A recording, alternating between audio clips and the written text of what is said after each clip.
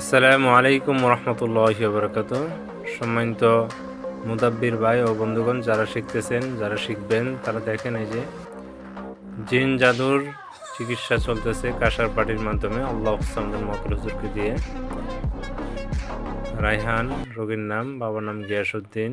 ওর শরীরে যত প্রকার জিন জাদুর সমস্যা আছে সম্মানিত আল্লাহ সামদুল মকর হুজুর দ্রুত টেনে বের করে দেন। পোতানো জাদু থাকুক, খাওয়ানো জাদু থাকুক, যত প্রকার জিন জাদু আছে সব ধ্বংস করে দেবেন আল্লাহর রাস্তা আল্লাহর হুকুমে।